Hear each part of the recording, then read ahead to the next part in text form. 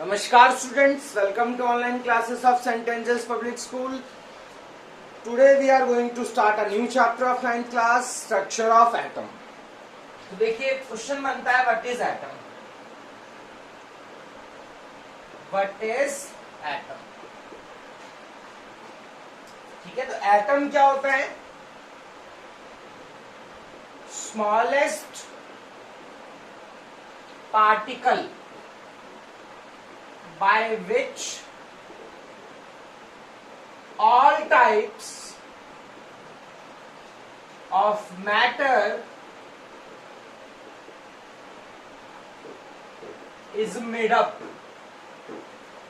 Atom क्या है? Smallest particle है जिससे हर तरह का मैटर क्या है, बना हुआ है.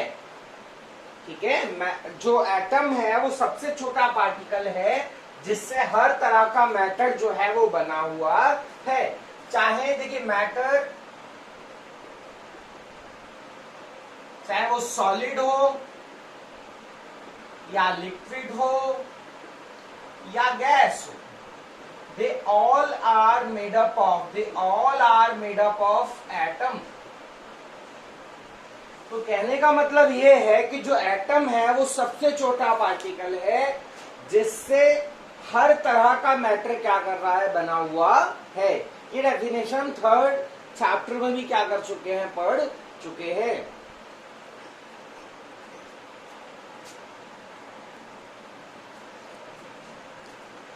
तो क्या है एटम? एटम जो है वो स्मॉलेस्ट यूनिट है of all types of matter. जितनी भी तरह का मैटर इस अर्थ पे प्रेजेंट है वो बहुत छोटे पार्टिकल से मिलके बनता है, और वो बहुत छोटा पार्टिकल जो होता है उसे कहा जाता है एटम. ठीक है,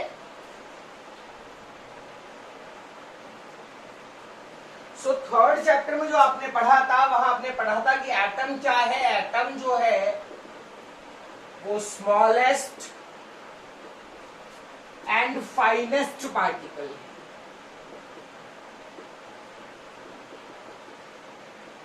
स्मॉलेस्ट और फाइनेस्ट पार्टिकल है. एटम इनडिविजिबल है. एटम स्मॉलेस्ट और फाइनेस्ट पार्टिकल है, एटम इनडिविजिबल है. बट ये जो कॉन्सेप्ट है इनडिविजिबिलिटी ऑफ द एटम का, मतलब कॉन्सेप्ट ऑफ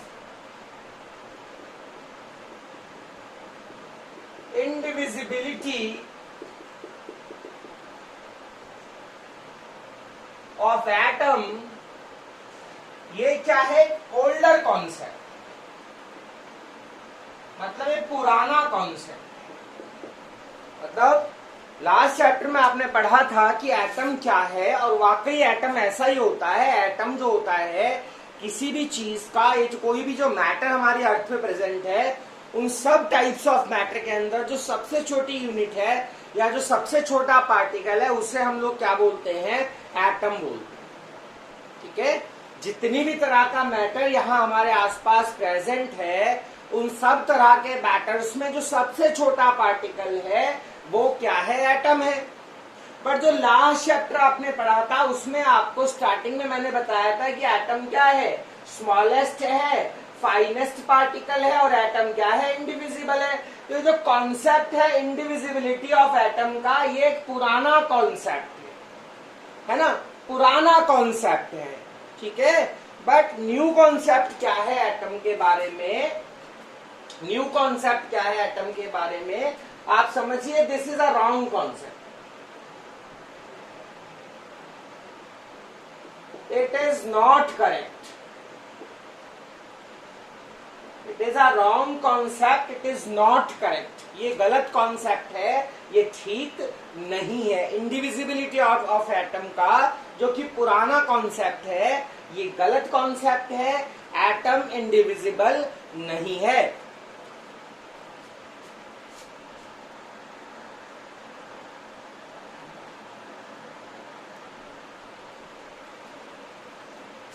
मतलब जो पुराना कॉन्सेप्ट है, ओल्डर कॉन्सेप्ट है इंडिविजिबिलिटी ऑफ एटम का, इट इज नॉट करेक्ट. ये ठीक नहीं है.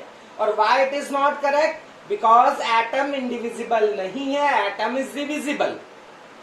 तो लिखते हैं इस बात को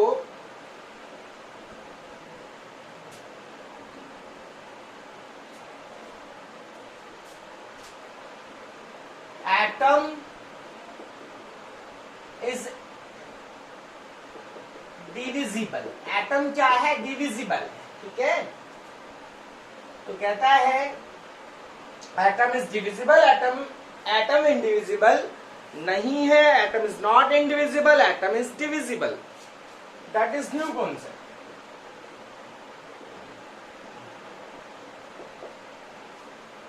हालांकि एटम जो है वो बहुत छोटा पार्टिकल है, एटम स्मॉलेस्ट पार्टिकल है, फाइनेस्ट पार्टिकल है, बट पुराना कॉन्सेप्ट क्या है कि एटम जो है वो क्या है? इंडिविजिबल है। बट और जो नया कॉन्सेप्ट है वो क्या कहता है कि एटम, बेशक atom certainly atom is smallest particle, finest particle, उससे जो ज्यादा छोटा पार्टिकल नहीं होता है, बट उसके बाद भी आपको बताऊं कि एटम जो है वो क्या है? डिविजिबल है, जो कि नया कॉन्सेप्ट है कि एटम को डिवाइड किया जा सकता है। ठीक है, कितने पार्ट्स में एटम को डिवाइड किया जा सकता है? We can divide the atom, but in how many parts?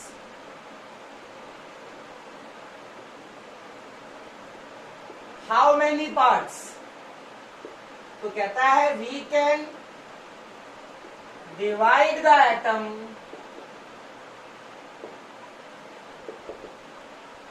in 35 parts. We can divide the atom in 35 parts. हम एटम को 35 पार्ट्स में, 35 भागों में डिवाइड कर सकते हैं। Atom is divisible, this is a new concept. पुराने जो मैंने आपको थर्ड चैप्टर में पढ़ाया था वहां मैंने बताया था कि एटम स्मॉलेस्ट पार्टिकल है, फाइनेस्ट पार्टिकल है, एटम इंडिविजिबल होता है, एटम अनकटेबल होता है, ये हमने लास्ट चैप्टर में पढ़ा था। बट देखिए, एटम स्मॉलेस्ट होता है, फाइनेस्ट होता है, सबसे छोटा पार्टिकल होता है, बिल्कुल करेक्ट बात है, कोई इसमें डाउट नहीं है। बट एटम डिविजिबल मतलब एटम जो है इनडिविजिबल नहीं है। ठीक है, एटम की जो इंडिविजिबिलिटी का कॉन्सेप्ट है वो गलत है। यहाँ पर नया कॉन्सेप्ट क्या है कि एटम क्या है? डिविजिबल है। और कितने पार्ट्स में डिविजिबल है? How many parts? तो एटम 35 पार्ट्स में क्या है? डिविजिबल है।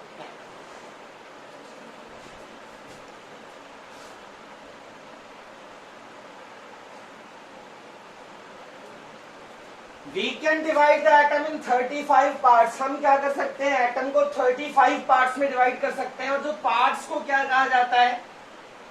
पार्ट्स आर कॉल्ड सब एटॉमिक पार्टिकल्स। सब atomic particles.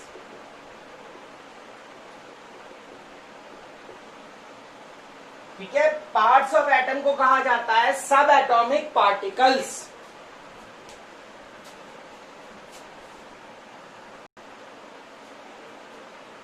So parts of atom is called सब एटॉमिक पार्टिकल्स। तो हमारे पास कितने सब एटॉमिक पार्टिकल्स हैं? 35 सब एटॉमिक पार्टिकल्स। सब एटॉमिक पार्टिकल्स का मतलब क्या होता है? Particles present inside the atom, या पार्टिकल्स जो हमको एटम को डिवाइड करने के बाद मिलेंगे उन्हें क्या कहा जाएगा? सब एटॉमिक पार्टिकल्स कहा जाएगा। We can divide the atom into 35 parts. हम एटम को 35 पार्ट्स में डिवाइड कर सकते हैं। पार्ट्स को कहा जाता है सब एटॉमिक पार्टिकल्स। और हमारे पास 35 क्या है? सब एटॉमिक पार्टिकल्स हैं। कौन कौन से सब एटॉमिक पार्टिकल्स हैं? देखिए कौन कौन से सब एटॉमिक पार्टिकल्स हैं, मैं लिखता हूं यहां पर।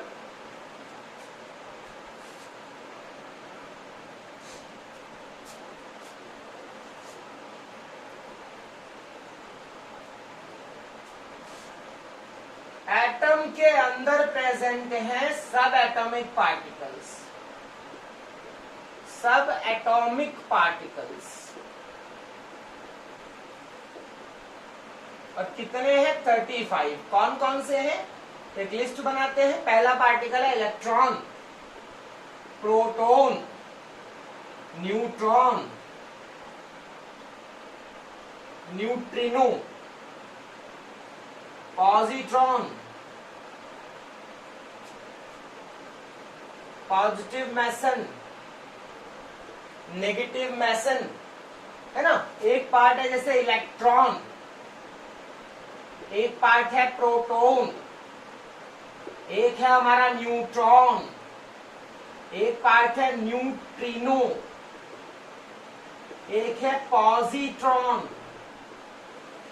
एक है हमारा पॉजिटिव मेसन, एक है हमारा नेगेटिव मेसन। ये सब क्या है? They all are the sub atomic particles. These are the parts of atom.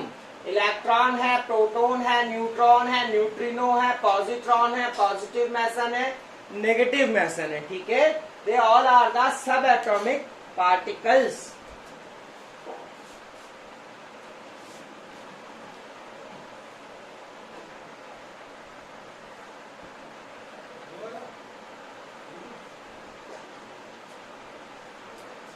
तो ये हमारे पास सब एटॉमिक पार्टिकल्स है। इलेक्ट्रॉन है, प्रोटॉन है, न्यूट्रॉन है, न्यूट्रिनो है, पॉजिट्रॉन है, पॉजिटिव मेसन है, नेगेटिव मेसन है। ये हमारे पास क्या है? सब एटॉमिक पार्टिकल्स हैं, आपके सामने मैंने लिखे। और अगर मैं ये बोलूं कि ये दिस इज एन एटम, ये एटम है, दिस इज द एटम, ये एक राउंड मैंने बॉल के टाइप एक एटम मान लिया, सर्कुलर एटम मान लिया मैंने, ये एटम है। तो एटम में जो सेंट्रल पार्ट होता है, जो बीच का हिस्सा होता है, उसे कहा जाता है न्यूक्लियस। तो एटम का जो सेंट्रल पार्ट होता है उसे हम बोलते हैं न्यूक्लियस। ठीक है, एटम के सेंट्रल पार्ट को बोला जाता है न्यूक्लियस। और ये एटम है, और इसे ये जो बाहर का रीजन है इसे कहा जाता है extra nuclear reason. Extra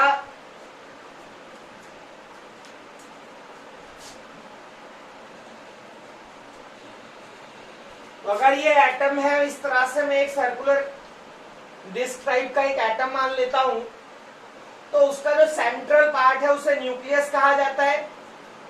central part को कहा जाता है न्यूक्लियस। और जो न्यूक्लियस से बाहर का जो रीजन है, this region is known as extra nuclear region. Nucleus से बाहर का region, this region is called extra nuclear region. आपको ध्यान रखना है।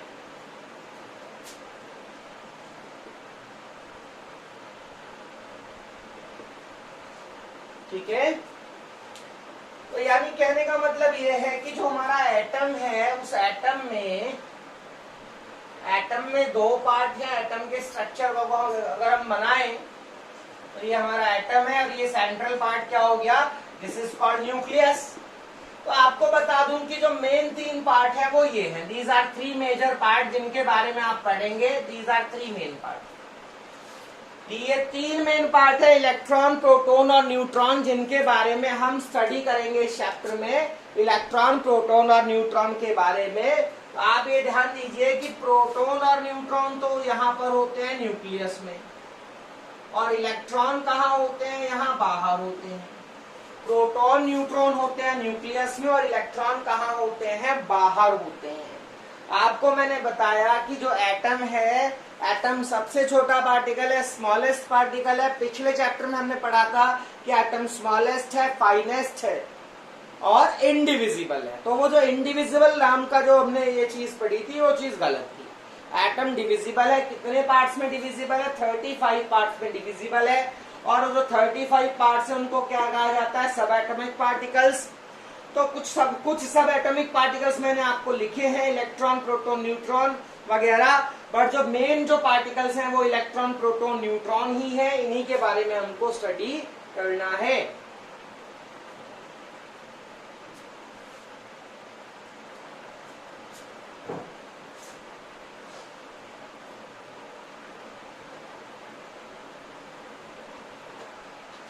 तो देखिए, अगर मैं फिर एक बार बता दूं कि ये एटम है, तो जो बीच का हिस्सा है उसे क्या कहा जाता है? Nucleus. This is nucleus, this is extra nuclear reason. तो प्रोटॉन, न्यूट्रॉन होते हैं हमारे कहाँ पर? न्यूक्लियस के अंदर। और इलेक्ट्रॉन कहाँ होते हैं? यहाँ बाहर होते हैं। तो आप ध्यान दीजिए कि प्रोटॉन पे होता है पॉजिटिव चार्ज और न्यूट्रॉन पे कोई चार्ज नहीं होता है। तो आप ध्यान दीजिए कि एटम, अगर मैं ऐसे एटम बोल दूं, ये एटम है, तो बीच का हिस्सा क्या कहलाएगा? न्यूक्लियस कहलाएगा। न्यूक्लियस पे कौन सा चार्ज होगा? पॉजिटिव चार्ज होगा। ठीक है, nucleus contain positive charge. Nucleus is positively charged. क्यों? बिकॉज उसमें क्या प्रेजेंट होता है, प्रोटॉन प्रेजेंट होता है।